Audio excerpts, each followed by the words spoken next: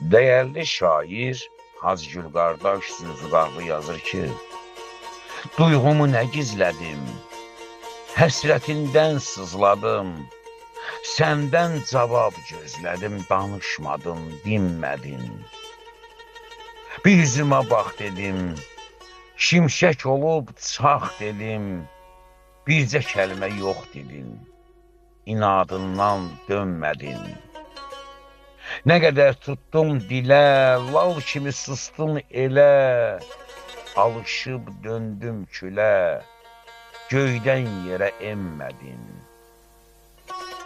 Dilim danışdı dindi, sözüm şeirə döndü, hamı məni bəyəndi, sən məni bəyənmədin. Dinlənmirsən, heç dinmə, yaxşı çıxmasın səsin, bəyənmirsən, bəyənmə, məni Allah bəyənsin.